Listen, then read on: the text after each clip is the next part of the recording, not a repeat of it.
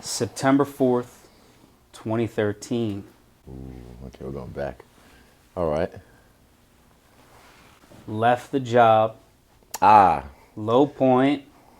I was like, I know that date. What do I know that date? Yeah. Left the job. Really low point. Back when you were eating these. Classic. I'm keeping this, by the way. Yeah, This is mine yeah. now. Save that for later. Did you know back then when you were eating those that you were going to be getting paid millions of dollars to beat people up professionally? Yep, Did. definitely. And in 2012, I got my my dog now, a puppy. This is I think February 2012, and I named him Millionaire. His name's Millie for short. So yeah, when you have a dog, you train a dog, you're constantly referring to that dog by its name. So when you do that, you speak things into existence. So Millie, come here. If you're a millionaire, what the fuck did you do that? What? Oh God, I gotta go get cleaned up. Like you constantly use that millionaire, Millie. So I'm speaking into existence, and I always just knew. I don't know what it was. I've always said I'm blessed. It's almost selfish because someone from where I'm from, not everywhere, but like even from America, some people from the impoverished places in America, in any part of the world, would be blessed and lucky to have the job that I had. So I'm kind of spoiled with dreams. I had big dreams. So I feel like I used to feel guilty about it, but not anymore. I just feel like I'm blessed with big dreams and I'm able to actualize them. Have you ever, so I imagine you've never felt like an imposter syndrome. I have. Okay. Yeah, that's what I mean. So like I'd feel bad, you know what I mean? But then I got over that. And sometimes it rears its ugly head, but not lately, because I'm standing 10 toes down in my own truth. So I just know who I am now. But in the past, that's crept up on me, and I've always felt like, man, almost not deserving of what I had. I'll tell you a story about that later on. Remind me. So have you ever felt that, like a lot of people struggle with that? Do you think the key to overcoming that was just recognizing, like, you know what, this is who I am? Like, is it an identity level issue you need to address before you can kind of step into the role? I'll tell you the story now. Okay, Let's do so I beat Robert Whittaker the first time, right? And then I buy this my famous McLaren now, Kurama, named after the nine-tailed demon fox from the Hidden Leaf from Naruto. And upon getting it, excuse me, sneeze, achoo. Oh, don't run, it's fine, it's gone. It'll come back. And upon getting that, It's the orange one, right? yeah. Oh, this is a 720S. Yeah, it's the orange one. Yeah. Beautiful. Same color, looks exactly like Kurama. So that's why I named it Kurama. And then, and also it's 720 episodes in Naruto. So it just felt like, I'm the antagonist or the protagonist, and this is just it was meant to be. Anyway, I drive it to the gym, and I didn't park it at the front, right? I parked it at the back of the gym where no one really goes out. And I just like called some of just a few training partners, like, bro, come look at this. Just to like show them, because they know me, they know the work I put in, and there's a lot of people who work harder than me in the gym. So I wasn't trying to consciously, but subconsciously, I guess I was just trying to show them, like, look what I could do. This is fucking amazing. If I can do this, imagine what you can do. You know what I mean? But then, unfortunately, it's just part of nature. It's part of life. Not everyone's gonna be happy for you, and that's okay. It doesn't have anything to do with you. It has to do with them and what they're feeling inside. So I just heard a few rumblings over the next day, actually, about like, must be nice, this and that, rah. And it just made me feel shit, because I'm like, man, I wouldn't expect someone like that person to be talking like that about me. I thought it was a happy thing. And that's what, if I wanted to flex, I would have parked it in front of the gym, put the doors up like while it was peak hour at the gym. But I parked it at the back and just showed a few teammates, like, look at this shit. Can you believe it? Just to like show them, like, look, if I can do this, imagine what you can do.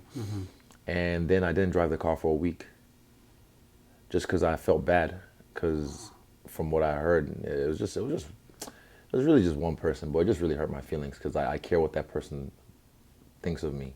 And Yeah, it hurt my and like I said, it doesn't have anything to do with me. I recognize that now. It has to do with them. And within a week, I struggle with this idea of like, well, I guess I don't deserve it because a lot of people at the gym work harder than me. You know, they deserve it. They deserve to have millions of dollars and buy nice things and buy many houses. But then through that week, I had to, like you said, identity. I had to identify with myself and stand in my truth and realize like deserved is subjective. You know, you think you deserve this, or I think he or she deserves this. That's subjective. But one thing no one can ever take from me is that I earned every fucking thing I have. Every penny that I have, I earned it. And once I got over that hurdle, boom, magic, it was gone. And that was it. So it's like, yeah, you might not think I deserve it, but I fucking earned it. And you can never take that away from me. And then I think after a week, I hopped back in Kurama and just, yeah, I was doing my thing. And you can't have a car like that to not drive it. Of course. I mean, yeah, you got to drive it. It's kind of, in a weird sense, everything just makes sense to me. It's kind of like practice for being stared at, being famous. So when I'm in that thing, I don't drive it if I'm feeling away. If I'm like maybe, I don't know, anxious that day, I'm not going to drive it because I know I'm going to be stared at and I don't want people looking at me. So I go on my low-key whip, the SVR. But, you know, it's more low-key than Kurama. Mm-hmm. But yeah, you need to put that thing to work because it wants to fly. Exactly. I remember you telling me the first time we spoke that there isn't a training manual for being rich and famous, right? Yep. You know, and that was a year ago. Yeah. And a lot has changed in that year with you. Even in the last 6 months, a lot has changed in my life. A lot. What are you adding to your manual that you've learned over the last 6 months, last year? One thing I've added to my manual is protecting my energy, protecting my boundaries when it comes to dealing with fame. An example, just before we're downstairs, right in the lobby, me, Tim, and two of my security guards, and I only just checked in this morning around 12:30 a.m. and already there's people downstairs like waiting in the lobby. And then as soon as we came back from ESPN or something, Izzy, champ, big fan. And I was just like, look, I'm only signing one. And I mean, look, I know the game. They'll be like, oh, I'm a big fan. And I know they're big fans, but then they'll have like 10 things for you to sign. I'm like, no, I know what you're doing with these pictures. I'm not stupid. Come on. And I hate it when they start to use kids because I don't want, no, they use their kids as weapons to like, I'm not going to say no, you're a kid, so I'll do it. But I just said to them, I only signed one. So, and one of them had like an engaged poster. So I was like, okay, you're a real fan because you bought that. I know, and you're not going to sell that, hopefully. But the ones that just have stock photos and they want me to sign, I know what you're doing.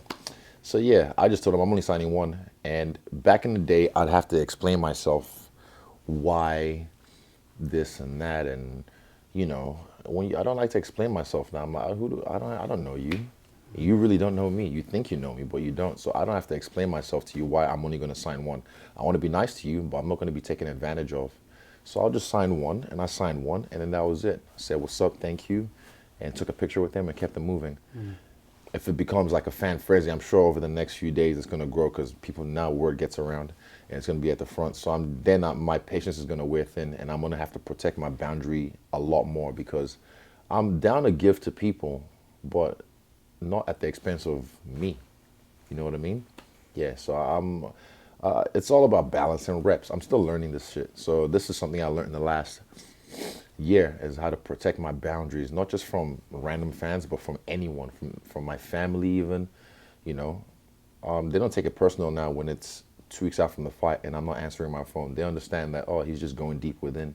He's going bush within. So they don't take it personal like, oh, why isn't he picking up? And yeah, they just understand that he's protecting his energy. Has that been the hardest part for you? Is just learning to say no and protecting the energy and not having to explain yourself? Like what's been the biggest challenge for you? That has been one of, because in the past as a kid, you know, I had this thing with people pleasing. So it reared its ugly head as an adult, especially when I got famous. You know, I was trying to, you know, just, I guess, please everyone, every fan. Epiphany actually happened before the first Whitaker fight, a week before the first Whitaker fight. I was driving home from training. This is before, maybe like 3 days before I flew out. And I remember just having this epiphany as I was driving, like, I don't have to match everyone's energy.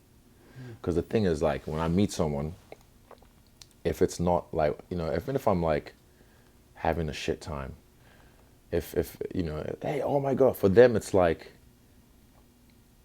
it's a big thing. They're excited to meet me. But the thing is, I'm not necessarily excited to meet you as you are to meet me.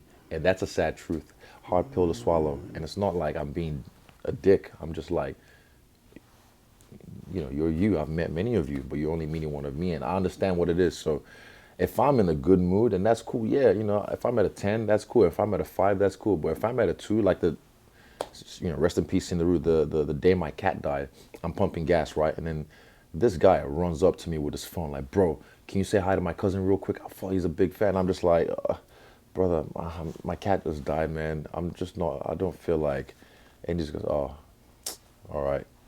And I was just like, oh, give me the phone. Okay, and I was like, hey, bro, what's up? And I was like, what the fuck? And I'm pumping gas. And I was like, bro, there's no fucking phones. Get the phone. I was just giving the phone, and I kind of just like, fuck off, get away. And that was me. I could have addressed that better, but that was me. I mean, my cat just died that day, got run over. Jesus. Became roadkill. So I'm like, people don't care. They don't give a fuck. They just want their photo. They just want to, they want to take. They want to take from you. But again, that's why I say protecting your energy. So that's one thing that's not in the book of how to be famous. You saw Free Britney? Yeah. Bro, there was a scene in that was, fuck it, that's my worst nightmare. Like, she was like driving, she ran a few lights, and they're like, look at her, she's fucking crazy. And I'm like, bro, you're fucking chasing her. What the fuck? That really pissed me off, man. And shout out to Britney Spears. I'm glad she's a free woman now, but... And no one even knew what she was going through when all that was happening. 13 years, so man. Everyone was just judging. Oh, she's crazy, this and that. No one knows what's lurking beneath the surface. So, yeah, I just make sure I protect my energy because I'm never going to be one of those bad statistics. Yeah, it's the Britney example is like one of the most striking because, like you were just saying, no one cares. They're just out for the photo or what they want.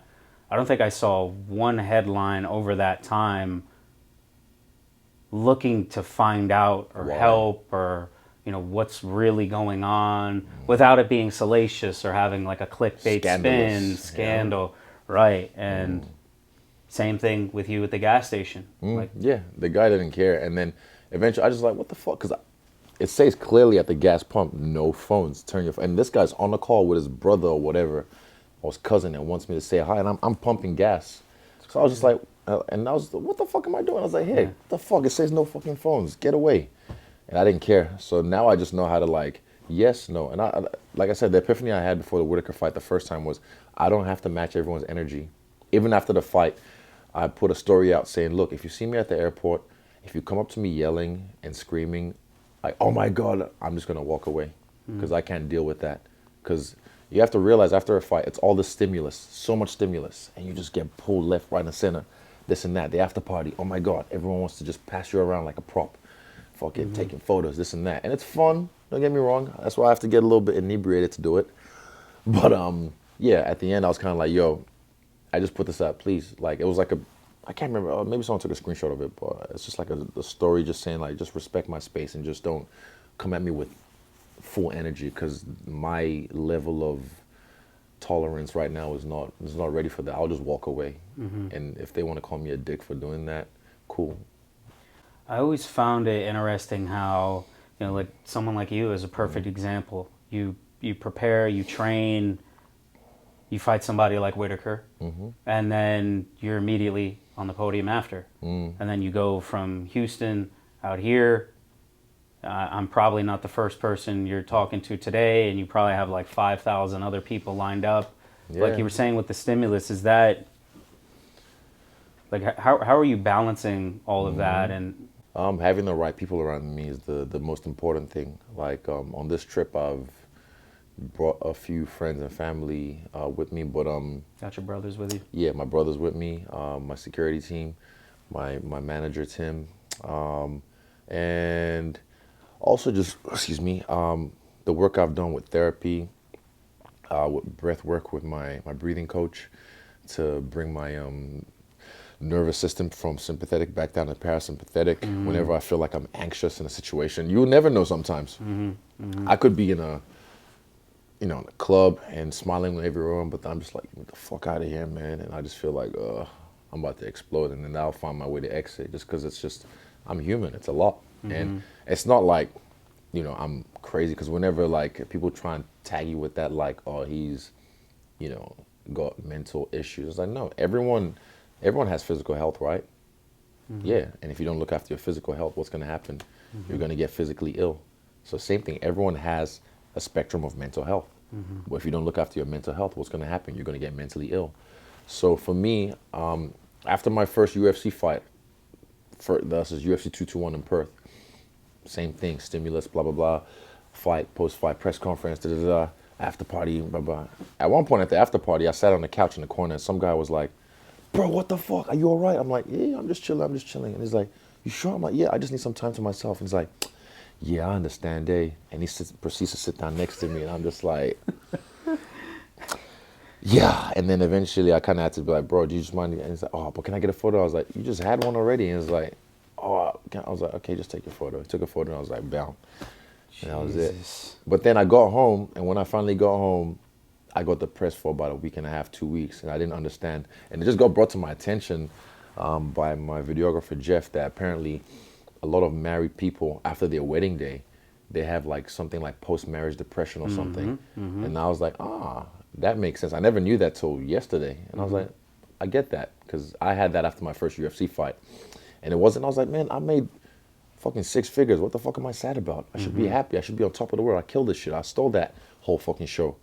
But I was just like, meh. I was just like, I wasn't, it's like this, it's like coffee. You drink coffee, you get this stimulus, you're high, and then after that, crash. And that's it. So I had to find ways to deal with, I think it was by the Tavares fight, I was okay. I just threw therapy. No, the Brunson fight actually in New York. That's when I knew how to like come back and integrate back into society properly. This is before fucking MIQs and lockdowns.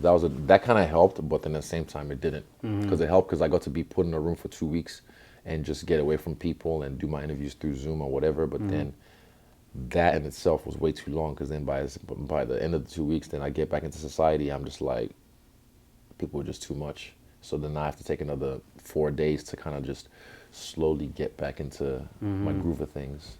Would you say you're like a introverted, extroverted, kind of a mix of both? Like Both. you got to be in the mix, but then you got to fall back, recharge, and then you can get back into the... I think everyone is in some, you just adapt. Like sometimes I look like I'm extroverted, especially on camera. What you see on TV, like, oh, he's this guy that's just big personality, this and that. But those who know me, my close friends, anyone who knows me knows that I like to chill. If I can't chill with you, I don't fuck with you.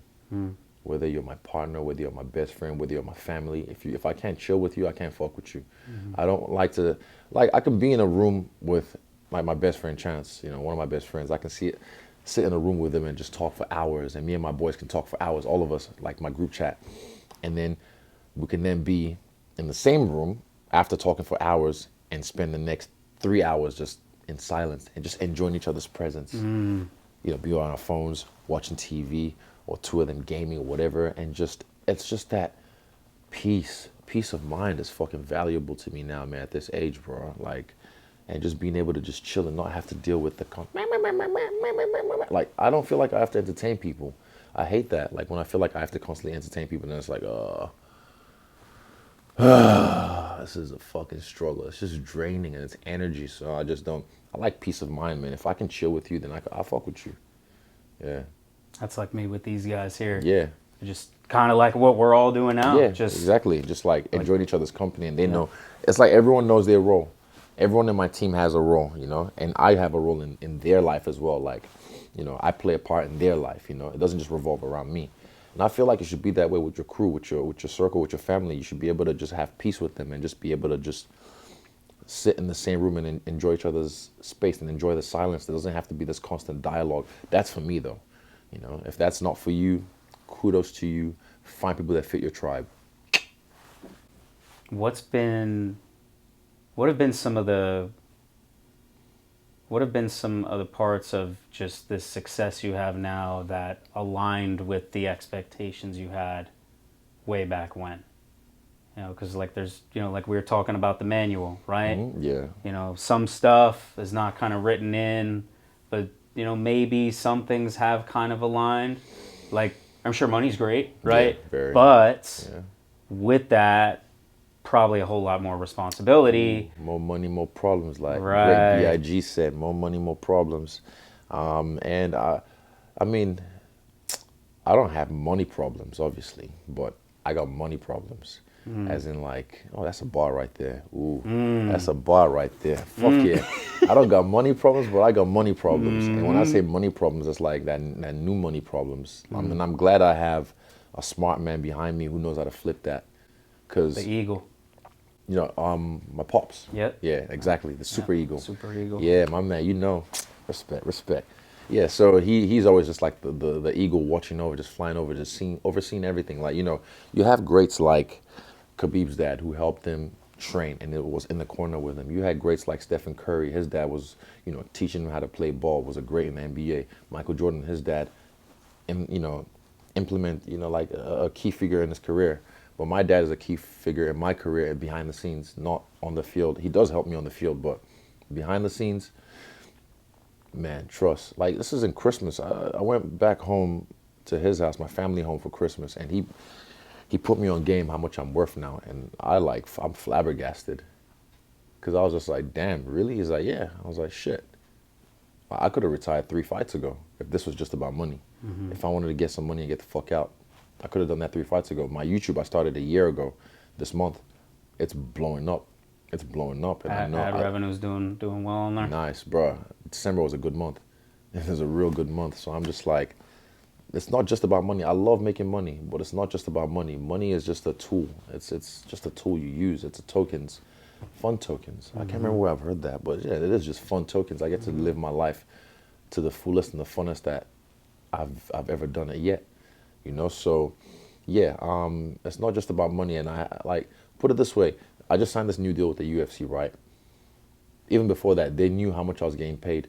They knew, you know, no one knows what I'm getting paid. Everyone else just sees the disclosed. You don't know what the undisclosed is, so chill, calm your tits. But, you know, the UFC know what I'm getting paid, but they don't know what I'm worth. You know, my close circle know what I'm worth, how I flip that money, what I do with that money. So I'm very comfortable, but at the same time, I make myself uncomfortable. Yeah. Just a quick sidebar.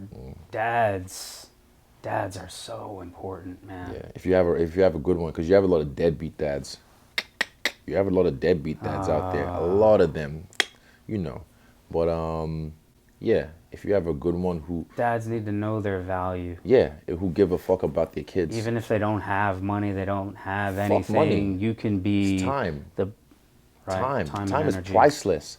You can never get that back. The time you invest in your kids, the time. That's one thing. This is why when I start a family, I want to have no obligations to anyone. This is one of the things. Like, everything I've done is for my future family. Everything I've ever done is for my future family. So I can look at my kid, you know, when they're old, like 1 year old, like, what do you want to do today?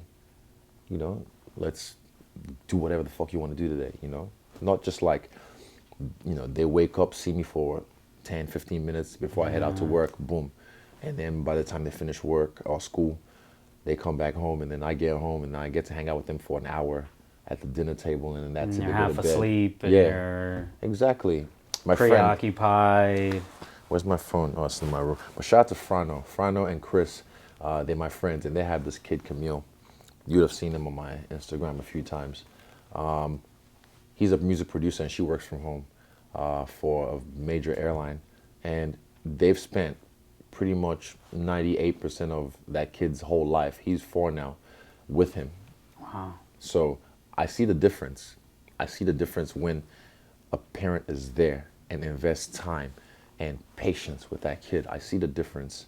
And it inspires me when I see Camille and how he's being raised. And I'm just like, man, that's how I want to do it. Even Connor does that. Like, you know, you can see he takes his kid around the world, both of them, 3 of them now, I think, and just, you know, rolls around the world with them and does whatever the fuck he wants.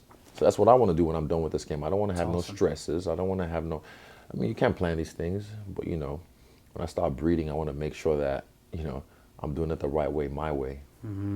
Papa Bear's got it on his own terms. Exactly. What Yeah. have you learned a lot from Connor, whether like directly or just indirectly, kind of studying his moves? You know, would you say he's kind of laid a blueprint? Yeah, like I said at the media day for Yeah. this fight, where I said he changed the game, whether you like it or not. And I've learned a lot directly and indirectly. Even before I knew who you, like we knew each other, we became, I guess colleagues. Just the way he handled, I guess I don't want to say not just the fame, but the money sides of it. Even his pitfalls, I've learned from them, and I know he has too. But I've learned from them watching that.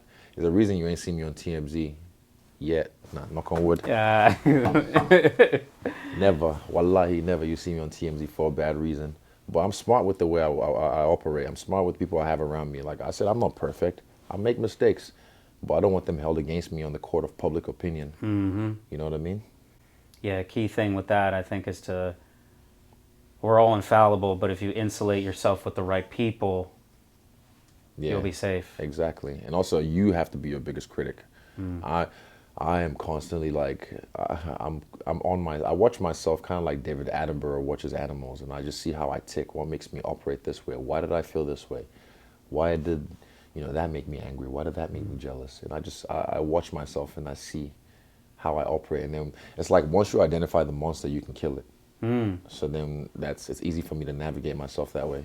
So you spend a good deal of time looking yourself Yeah. in the eye in the mirror and saying like, Even just sitting down, like if I ever felt a way about something, like this is one of the reasons, like one of my things for 2022 is I don't get fucked up around people I don't feel comfortable around. yeah, Like I used to in the past, and I have a security team with me whenever I'm gonna like have a big night, because then I don't want my boundaries to get crossed. But I realize whenever I get drunk, I get way more friendly, and then not everyone wants the best for you. A lot of people take advantage of that, and then I allow my boundaries to get crossed.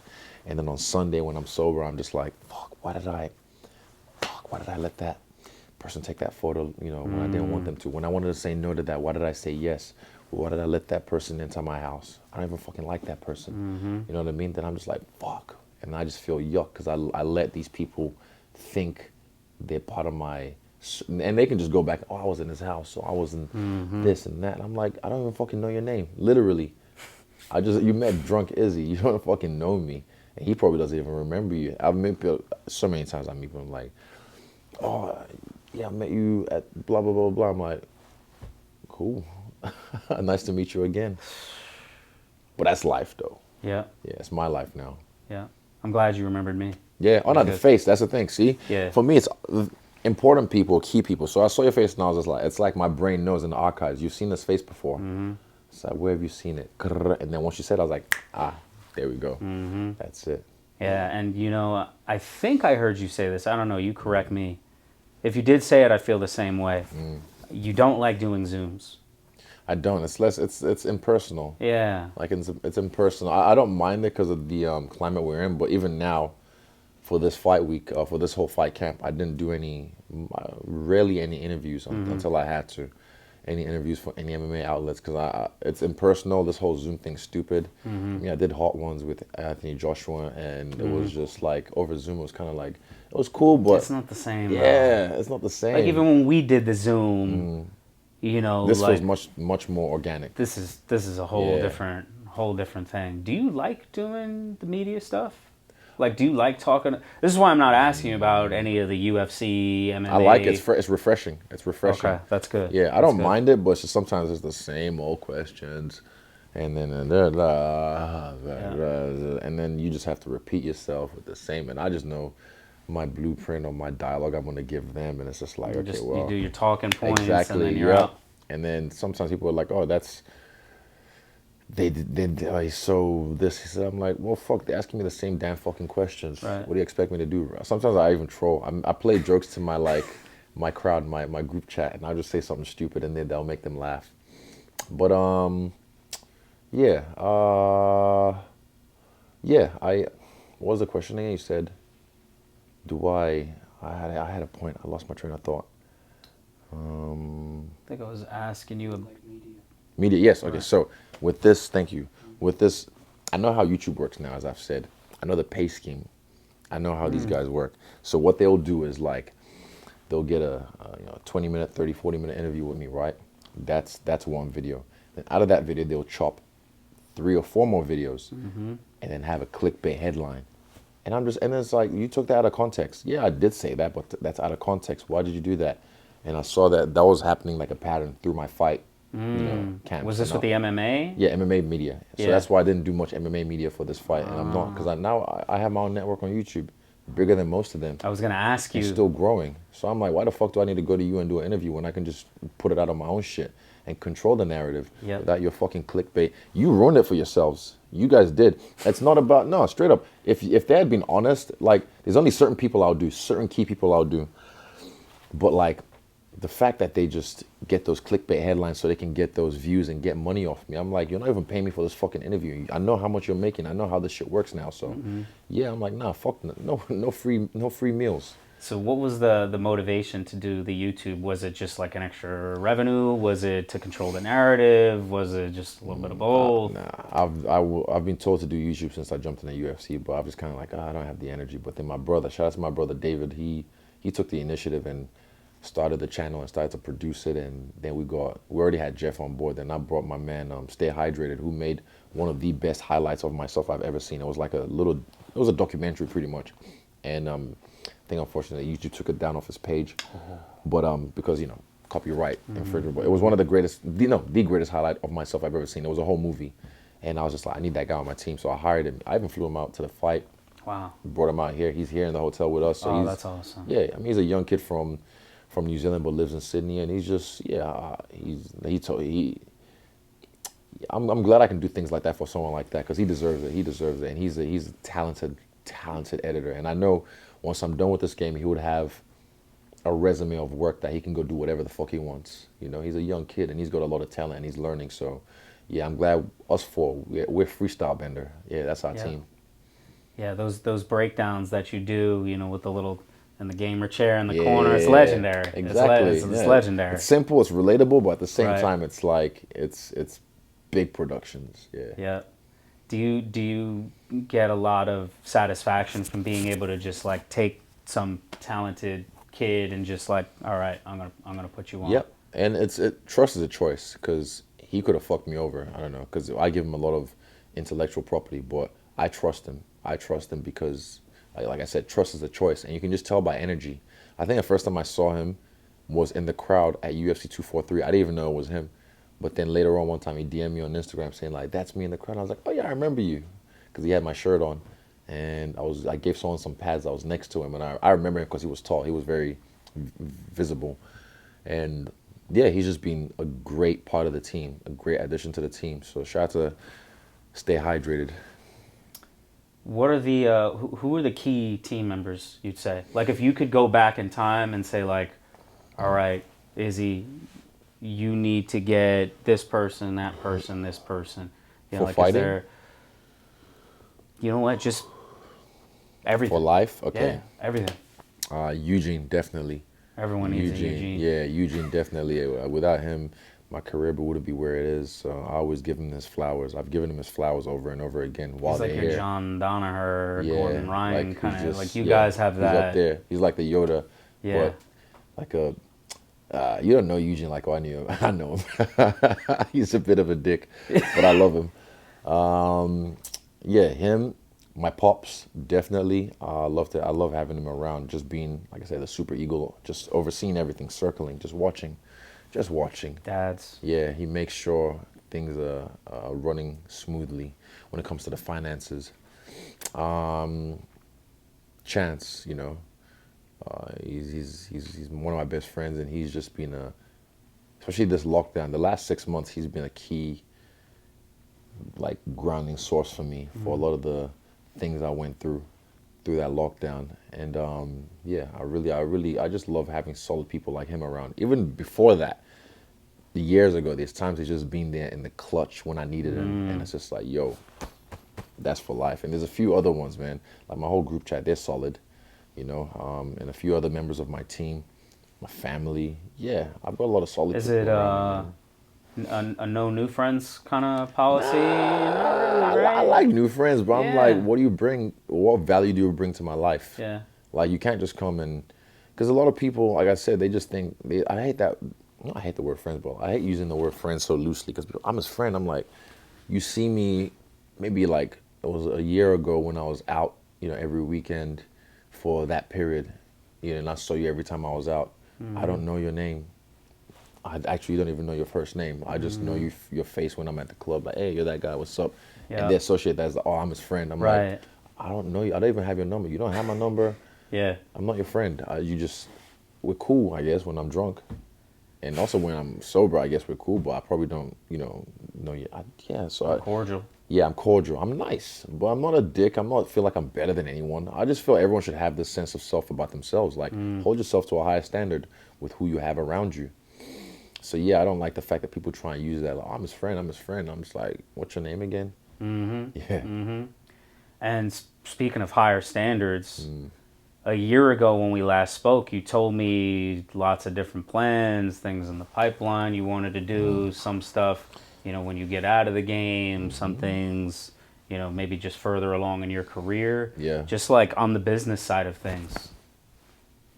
Obviously the new UFC deal, obviously. Yeah. I remember you telling me that story about Engaged. Yeah. How they came through for you. 10,000, I think it was. 10,000, yep. 10,000. While I was shitting on the toilet. I was just like, check your phone, check your bank. I was like, ah. And I was down to my last 300. That's coming through in the clutch. Yeah, like in the clutch, saying, exactly. Big time. When I needed it. And I should have just asked a long time ago, but I didn't want to ask him and put him in that position. But then I got to Eugene, I was just like, yo, I need a fight, man. I'm down to my last, And, China kind of fucked me over. The company I was working with in China fucked me over because I had 7 fights left on my contract. And each fight at that time was like 25,000 US. And then they just stopped giving me fights. And I'm like, what about the contract? Like, I need fights. Come on. And they just stopped giving me fights. And I was like, well, fuck you then. So Jesus. I went to the UFC. So, like, shout out to Engage, though. They came in the clutch at that time because I really need. And this is just the year before my UFC debut in February. So that was 2017, I believe. That was a vulnerable, pivotal time, right? Yeah, around there. November 2017. Okay. They came through in the clutch, like literally down to my last 300 and something. I wouldn't have had rent for either the next week or the week after. And I'm sure this is one thing I always loved about my parents. They would have always supported me, but I hated going to them and being like, yo, or going to Eugene like, yo, can you support me this? Can you support me this? I'll pay you back. And I always did. And a friend like Corbin as well is one of my friends who was always in the clutch for me as well. So people like that I keep around and I hold them dearly. How are you looking at things as, just at like this point in your career? Are you viewing things through like a couple different lenses, like, an investor, an entrepreneur, like with the Engaged example? I know you're working with them differently now. I mean, I'm part owner of the company now. Right. I wanted you to, say that. Don't want to spill your, I mean, it's kind of, it's already. I'm not a TMZ. Yeah. I gotta, breaking news. And I mean, like, it's kind of like, it's public knowledge already. But yeah, I mean, Ash built Engage from the ground up, to where it was. And then when I jumped on and I started doing what I was doing and representing Engage, I took it to the next level. And I say that proudly. I took it to the next level. And yeah, it was only right that we collabed in that way. And yeah, we're on to bigger and better things. And I love our working relationship. I love, he just had a baby, so he couldn't make it this trip. But, priorities, a new chapter in life. I commend him for that, man. Honestly, I love that guy. Yeah. It must be gratifying for you to be in that position then. You build yourself up to where you are now, and then you could use that as leverage to give back and build everything up. Exactly. Even talking about giving back, what we're trying to do as well, we've got some plans of what we want to do to give back to the game, give back to people from where I'm from. Yeah. So we're working right now to try and work with some gyms over there to do some things in a big way to give back and even like get some scholarships. This whole COVID thing is making things really difficult, but get some scholarships out there just to like maybe for a kid to come to CKB and train for 6 months, and just see what the talent's like, but then also just have them working. Because trust me, man, once we I'm telling you, look, less than 25 Africans in the UFC. I'm sure it's less than 20. And 3 of us from the great continent of Africa are champions. That's unheard of. And we're ruling this bitch with an iron black fist. Yeah. So imagine, and this is, I'm the runt. Kamaru and Francis, they're pick of the litter. I'm a runt. So see what I can do. Imagine when I go back home, I see kids, and this is not, they don't, some of them don't have the best nutrition. Some of them just, Right. you know, work all day. Some of them are in school, and they're just specimens. So I'm like, man, you wait till they really grasp MMA. Right now, football is the biggest sport in the world, cool. But then once a percentage of Nigerians grasp MMA, Africans in general, it's going to be like when 50 Cent dropped in the club and everyone had to take a back seat for a long time. It's going to be like that for the game. My last interview was with 50. No and way. I heard you playing something too. With 50? Yeah, you had, I think, what song did you have on before? Oh, yeah, yeah, PIMP. yeah, No. I was making a TikTok. Yeah. Look out for it. I was making a TikTok. That was my last one, and it's funny you say that because when he came out, that's exactly what happened. See the Super Bowl commercial? Oh, yeah. Oh, no, the halftime shirt. Fuck, that was gangster. When I saw that, I was like, yeah. He was leaning down too, fuck like yeah. in the video. That was classic. That whole thing was dope. But his bit was, one of my favorites. That was classic. You know what I love about him too? He doesn't take himself Seriously? too serious. Like, I love that he's all a the troll. memes came out, and he's like, "Who the fuck was it?" You know, like he's just laughing at That's it. how too. he should be. It's funny. It's funny, and also under that, he's plugging his brand. He's always plugging got the hashtag the cognac, and also the show's Branson. power. Yeah, so I'm like, I love the fact that he's a troll. I feel like he's a Cancer. I'm on the cusp. I'm Cancer and I'm Leo. Yeah. But I can relate to a lot of 50. Like one I used for years was I need you to hate so I can use you for your energy. Yeah. That was a good one, and also still to this day, get rich or die trying. Oh, that man. quote for me, it's more than money. That was just about either you do it or you fucking die trying. It's not just about get rich. It's a mindset. It's a mindset. Get rich or die trying. Like from the age of when I was working at Domino's in Rotorua, I remember that was when I used to like hold on to that, like get rich or die trying. And it was not just about money, just pretty much go hard or go home. Yeah. What do you listen to, like music wise? Right now, I'm eclectic with my taste. Yeah. I was banging J Hus, Daily Duppy on repeat for a while. I like Sprinkle Me by E40. I know it's old, but this is one that people. It's called Benny. What's it called? Fuck. Okay, hold up. Benny. It's called Mirrors by Benny something. Benny Bailey. Mirrors, and it's like it's an acoustic. It's no lyrics, no nothing. Yeah. It reminds me of New York with the saxophone and the piano, like some alleyway shit.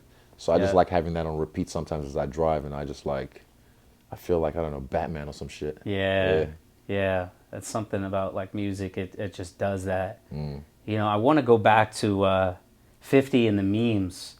You know, I forget, you said this somewhere sometime. I like your memory. You're like, your meme majesty. Is meme what majesty, yes. The hashtag. Yeah. Hashtag meme majesty. That's me. Yeah. That was a devastating meme you put out after the fight. Which one? Oh, with them homeboy Johnny. Yeah. I mean, it's Valentine's Day, man. You got to wrap the gift. And it was even the red Valentine's. Yeah. I noticed the deep when I saw that. I didn't make that. It wasn't me. Someone sent it to me from my group chat, and I was like, "That's funny." So the person who made that meme tweeted about it, so I retweeted his tweet just to give him credit. But I didn't make that. I just saw it. I was like, "Oh, that's funny." Yeah, let that fly for a little bit. I got another one, but I got many, man. Like if you go on my old phone, in my memes folder, I had over 5,000 memes. Christ. I remember this is when I was going hard, and there was a thing for the longest time this is in 2014, one Valentine's Day. I was fighting on Valentine's Day, and waiting for the fight. It was nighttime, so throughout the day, this is before stories was on Instagram. I made like 80 posts on my wall, and people got angry, people got really upset, but also people loved it. People who loved it, like, fuck, this is funny, keep going. And I was just in bed, just fucking with people before the fight, because I was gonna fight that night, so I just wanted some static. I had fun. Put it that way, I had fun. I think people sleep on the power of memes because there's some mechanisms much deeper at work there. It's really just a visual idea virus. There we go. You know, if you could just take something and condense it into an image or something you can look at, and it can just provoke a reaction. Facts. And then it can spread everywhere. Memes change the culture. Memes change the culture. There's like literally, look at the Super Bowl, nothing like it. The halftime show, and from that I've seen so many memes. And memes, they're like modern day hieroglyphs. hieroglyphics, if you know what I mean. Like the Egyptians had it on the wall. Like, what does this mean? Some of us don't read it because we don't study it. Years down the track, when the fucking future babies or aliens come back and they start scrolling on someone's phone, on my old phone, and see, what are these pictures? What does it mean? How does a cat? Why is a cat doing that? They won't get it. But like, if you had to be there, it's like you had to be there to understand. Yeah, it's like it's cultural, it's humor, it's like I feel like people miss that part about, you know, the term viral. Another one of those like bastardized things that gets overused. Oh, Viral video, like, going viral. Like, you can go viral for anything, but to go viral for, like example, one thing I was so fucking proud of was my last post, because I flew in on a jet to New York, and I was just like, have you guys seen Tinder Swindler? No. Yeah, Tinder Swindler. You look at my last post. Oh fuck, I cracked up. It's like this dude on Tinder who like finesse. Like, he's a fuckboy. Let me just go on record going like, he's a fuckboy. Oh yeah, I know what you're talking about. Complete like asshole for what he did. But it was just funny. What I made a post that I just thought was hilarious. I literally thought, and it's a hit. Yeah. I seen him with the security, or we got you have a look out after this, or even like play in the clip. You'll see it on my post. Play it in the clip. Yeah, we'll do a little dub over. Yeah. Oh, it's fucking good. It's so good. Oh my gosh. Yeah, the swindler, right? Yeah. The thing, yeah. I mean, he made his money, but he made it the wrong way. I mean, and I was watching it at one point. I felt bad for those ladies because I was like, fuck. And he just bled a lot of them dry. But I was, as much as I felt bad for them, I'm like, that's almost impressive because the effort it takes to be able to do all that stuff. And it's more impressive the fact that somehow he's walking around free now. No charges, no. Oh wait, he's married to somebody. Spoiler right? alert! My bad. Spoiler alert! Sorry if you haven't seen it. But yeah, I mean, it's not a movie. It's a real thing that happens. So yeah, somehow he's walking around scot free, and he's even more famous now. I'm just like, he's a villain. He's a real life villain, man. A real life villain. I'm like, I don't know how you did it, but we're gonna spoil it more. Didn't he take like the woman away from the kids, turned her against the family, and now she's living with the woman? You know what I'm talking about? Oh, the new one. Oh, I don't know. No. Okay. No, I think it's a different one. Okay. Yeah, Tinder Swindler. Have a look. We're gonna watch it tonight. I want to watch it again because a lot of my boys haven't seen it. And I was like, yo, you need to watch this. Okay. This guy is fucking crazy. However he did this, because you know Nigerians, we've been known to. I mean, we did fun one now. One Yahoo boys and one in Dubai. Don't worry, one won you, Joe. One won you. If you know one way, but it's okay. Yeah, we've known to do some things in the past. Which I don't feel like. I feel like it's sad because my country's filled with just brilliant minds. Trust me, some of these boys, I'm like, I don't know how you did it, man. Like they just find ways to make millions off apps, off fraud. But it's because they're forced to, because the infrastructure there is against them. They don't have ways out. They don't have jobs, so they have to think outside the box and swindle people. And you could go one way or the other way with that. Yep. And a lot of the brilliant minds end up doing, 419 scams. And they start off with emails back in the day. That was the one that, all the Nigerian princes. That's the classic. The prince. Nigerian prince. And classic. Yeah. So it's now it's moved on to like they just know your Facebook, email. And they just, I don't know how they do it, bro. I don't know. But trust me, it's impressive. Yeah. You were saying something before about you, Francis, Usman, how nutrition's not the best, all these other things may not be the best, but you want to get them into MMA. I think Francis, he was working in salt mines? Sand mines. Yeah. Sand mines. His story's crazy. Like when you listen to it on Joe Rogan, and when he tells you it himself, man, his story is nuts. Because you're just like, what you've gone through. That's why I'm so happy for him where he's at now. Excuse me. And the position of power he's in right now. I'm so happy for him because he deserves it after everything he's been through. Even with the UFC. Even with the UFC on his old contract, what he was getting, he disclosed everything. You know. And it's just like I said, it's atrocious. That's stupid that the heavyweight champion of the fucking UFC is getting paid $600,000 a fight. That should not be a thing. That shouldn't even be a sentence. Yeah, it's like, what the fuck is that? How did we get here? Yeah. But guess what? People make mistakes. The UFC's filled with humans. Human error is a thing. Egos get involved. But good thing about mistakes is they can be rectified. And I feel like This is a side that I haven't heard from anybody anywhere when I'm reading headlines, YouTube videos. Yeah. No one says what you just said. what? Just they're humans. Yeah, right? humans. Like, Yeah, exactly. you learn with kids to develop what's called an empathy reflex. There we go. Empathy reflex. Yeah, but nah, I just know, I know a lot. I know too much that I'm letting on as well. But like I said, people even were saying like, oh, the UFC just gave him a new contract to, to make up for what they did to France. I'm like, fuck no. They didn't just give me a new contract. We fought tooth and nail. Paradigm Sports Management, AP Sports Management. We had our dealings behind the scenes. I signed for that fight on the fight week because it got pushed to that deep. And my team, my team know, what we're worth, and we know what we should be fighting for. So, yeah, I'm glad we got this new deal. I'm glad we reached this arrangement, and yeah, I think it's like I said, this is the beginning of a new change. Francis started it off.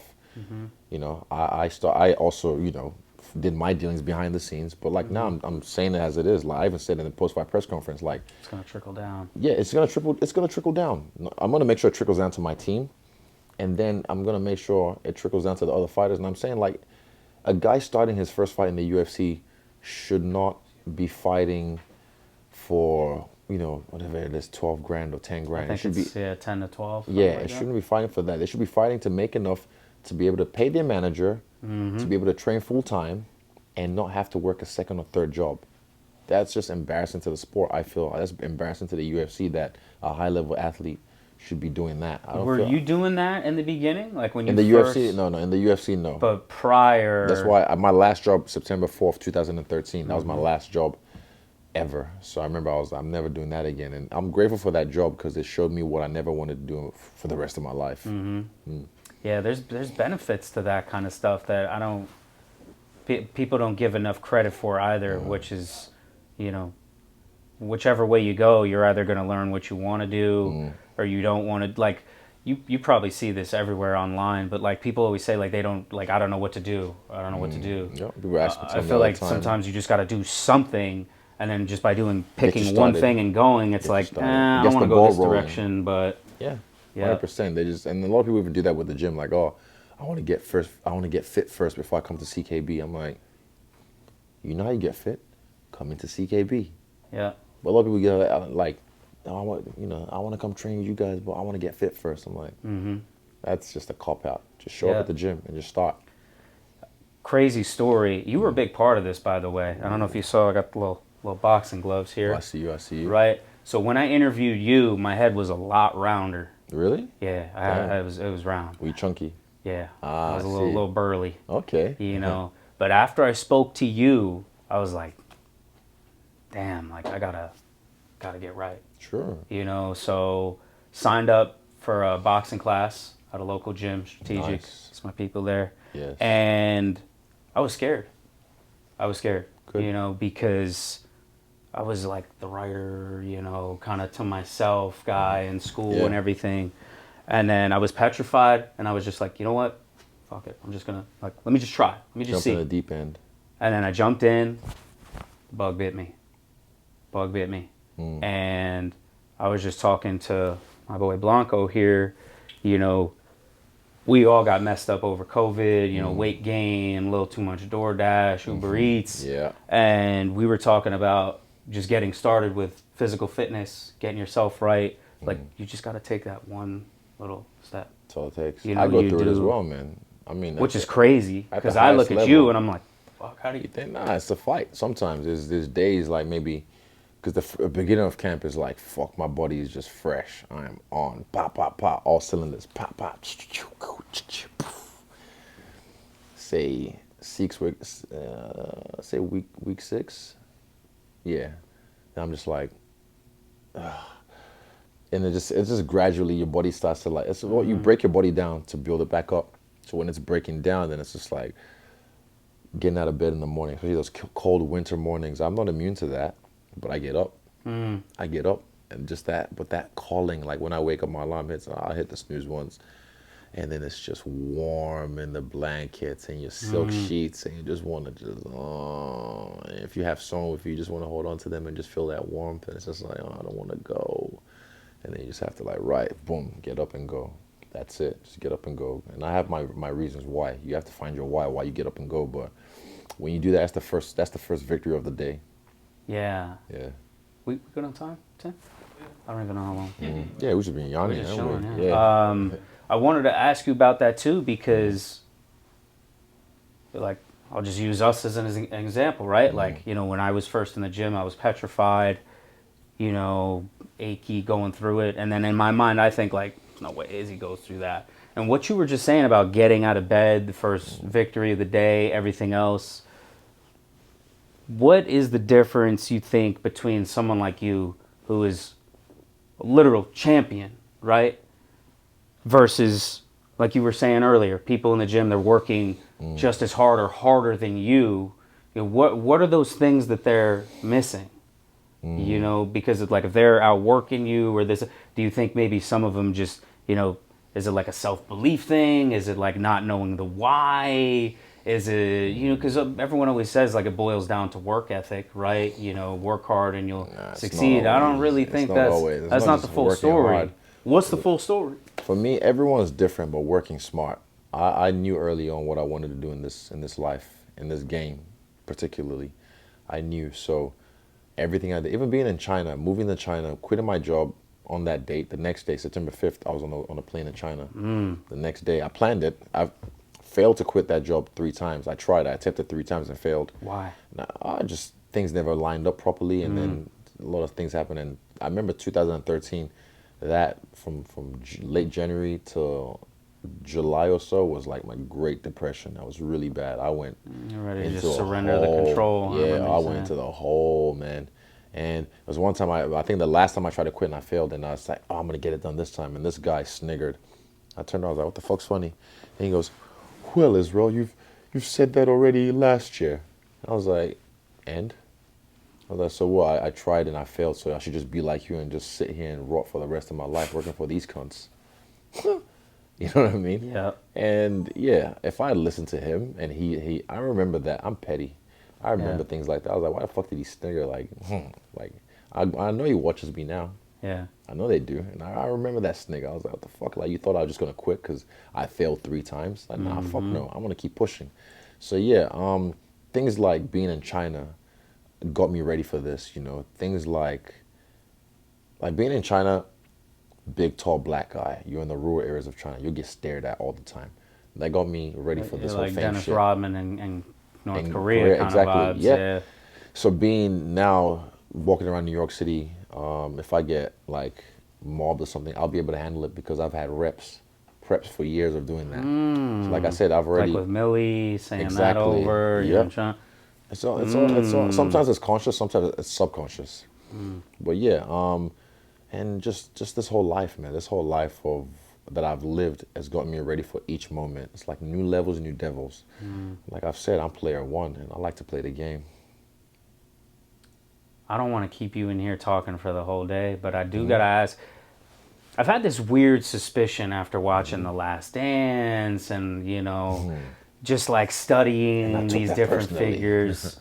Right. Yeah. I feel like that pettiness kind of is an advantage in some situations. Yeah. Like, because it's like fire. You can it draws use it. out that competitive. Yeah, you can use it to like fuel you, or it can burn your house Like down. when have you taken it personal? So I can clip that. Let me see. When Israel Adesanya when I took it personally. Okay. No, you can't. Please clip. I like that. See, that's a good one. Yeah, I want the blessing. Okay. When did I take it personally? There's a few times when Derek Brunson was lying that he didn't pull my shorts, and he blatantly pulled my shorts twice, and he was lying to the referee like I didn't do shit. I took that personally, and I flipped him off. When Paulo Costa, what did he say? He said some stupid shit about my earring, and I took that personally. Is that when he threw the belt at you? No, that was I was already in his head by then. I was already in his head. This was at the press conference by the beach, and he said, my mother have a ring like that, or earring." And I was just like, I was gonna say, I was gonna say something like, yeah, I got it from her last night, but I didn't at the time because I was trying to be polite. But I shouldn't have been. But I took that personally. I was like, "What the fuck you dissing my style? I look great. I look fucking good at that press conference." I like the pearls thank you you. had for the. Oh, you got them on now. My man, you know, I stay drippy, my man. Honestly, I was when I first saw it, I kind of just like stopped. I was like, Exactly. But then I was like, you know what? He's rocking them pearls, man. Yeah, I So mean, they look good on black skin, and I know pearls are normally generally for females, but I'm like, says who? yeah, Look at my drip tips. You know, Yeah. you should see my toes. They're painted like the galaxy. So yeah, I'm a guy who's comfortable in expressing himself. Like when the first time I got these, I remember like the first time I got them, I'd be texting, I'd just be like, fuck, I've got some sexy nails. And I get distracted for like the first week, literally, because they were just glossy, shiny. I was like, oh shit. And yeah, the pearls, I saw this guy, what's his name? This model, Broderick Hunter, I think. And he had this picture with just like a gang of pearls. And I was just like, fuck, because he's dark skinned, beautiful dude. And it just popped off him. I was like, I want pearls. And I've just been rocking them, and I fucking look dope wearing them. You know what? I love that. Like you just. Who's gonna tell me? You're not just to? like fully. Who's gonna tell me? Huh? What they gonna do? I The mean, fuck they gonna do? I was fuck gonna you get to gonna do that. Yeah. I was like, who's gonna like? Even when you were just showing me your drip nails, tips, yeah. Like obviously I saw your nails when you did that, but then Yeah. I saw your knuckles. Oh yeah. It's So a contrast. It's called duality. right. Yeah, that's on It's duality. the- That's on duality. You see that? It's like, oh, this look at this. dichotomy between Hard and soft, like a semi-chub. Yeah. But that's the Like- Cancer and Leo. So Leos are hard, Cancers are soft. So same. I'm a whole semi-chub. I don't know if I can put that in there. Yeah. Fuck it, put that in there. That's funny. We're keeping all of it. Like you just don't like. Is it like a I don't give a fuck kind of thing, or is it just like whatever interests you, and if it catches you and you want to run with it, it's like I'm gonna run with it, and what are you gonna do about it? Yeah, no one. Like I said, as a meme I saw once of Jackie Chan. I'll see if I can find it and I'll send it to Tim to send to you. It's like he was wearing this like risque outfit, and the meme was like, "You can dress however you want when nobody can beat your ass." So I'm just like, it's not even like no one can beat my ass because I'm human. Of course, people can beat my ass, but like, probably 5 of them. I was just maybe gonna six, say, maybe 6 if they had bats. This But another clickbait one. Who Yeah. in 5? Thanos. See, Iron Man. Yeah, for me it's You just need to being. pop into a Marvel movie. Yeah. Oh, I will. Don't worry. I was about to in June. We had something scheduled, but then I didn't have an O1 visa. And for Marvel to have to delay shooting for even a day would have cost them like 160K. So, yeah, we've got one now, just to keep it on standby. Okay. But it was a fighting role, speaking role, all really that's glove. yeah. That's Oh no, glove don't worry. fit. I mean, I know that one's gone, but there'll be other stuff. There'll be Yeah. other stuff in the works, and also I might even make my own shit. You know what I'm saying? Yeah, I do. You do need a comic. Later on. All right, I'm young. I'm Yeah. young. I'm fresh. But yeah, for me, it's what was I saying about the? What was I saying? Lost my train of thought again. Semi-chub? Huh? Semi-chub? Same. Oh no. That's it. The dichotomy. That was it. The dichotomy and hard and Yeah. soft. Bruce Lee. Bruce Lee, yeah. So just being comfortable in my own skin, like I've always known who I am, but like when you have the world trying to shit on you and tell you to be like them, I'm like, why? I am unlike anyone I've ever met. I don't know if that's my ego talking or whatever, but I've never met anyone like me. I've met people similar to me, people who I think on the same wavelength as, but not anyone like. I'm like, man, you're just like me. You can never say that about me. And it's because I'm just comfortable in my own skin. I'm like a player one. When you play a game and you customize your character, how do you do that? You just customize your character. So I customize my own avatar in this life as I see fit. And you can't put me in a box. You can never. It's fun for me to fuck with people. Like I had these shoes on Twitter. Oh, that I was wearing today actually, and I was like, I'm not gay, but my shoes are. I know that fucks with people. I like that because it's just like, if for someone to get really pissed off at that and then like, I feel bad for them because it speaks more about them, but it's just funny for me. The 50 Cent thing, right? Exactly. All I just over fucking, again. yeah, troll with them because I know who I am. So I'm like, the fuck they gonna do about it? And Yeah. I knocked out Paul Costa and I gave him the double tap. So I'm like, the fuck you gonna do about it? Like, it's prison rules sometimes when I play. Sometimes. Twitter, are you active on Twitter? I don't I get active. Twitter Yeah. fingers. My Twitter fingers get active sometimes. Yeah, Twitter's Sometimes. I know, but like, I'll stay away for a while, but then sometimes I just go have a look-see. What's good with a booger beard? Booger Beard, my guy. That's my bae. Booger Bay. To you. No, but yeah, he's funny. I like that guy. Shout out to Booger Beard. He's a dude. I brought him out to Phoenix when I fought in Phoenix and showed him a good time. He's gonna use that. I love it. Oh, that's funny. But no, he had a good time. It's doing things like that. In all seriousness, for someone like that, he's a good dude, and he's done a lot for a lot of people, and he is well deserving. So I was just like, bro, I just fuck with people who just able to just fucking take the piss out of themselves. It's funny, and he's funny on Twitter, bro. He's one of the funniest Twitter pages out there. You know, it's I feel like taking yourself serious but not taking yourself too serious, that's one of those things that that's a real life pro tip right there. Yeah, it's like You know? knowing you're the shit, but knowing you ain't shit. Right. Balance. Sometimes I am human. It's like a seesaw. I'll walk too far on I think I'm the shit side, and then I have my own self-regulation to like, and I get back to the balance, and then eventually I start to like fall into the, I'm not worth, maybe I don't deserve, nope. And then it's just constant balance. So I'm, you know, you see my takedown defense? I've got good balance, man. That last one I had, man, when Robert tried to take me down, I remember I was like, you're not getting this fucking takedown.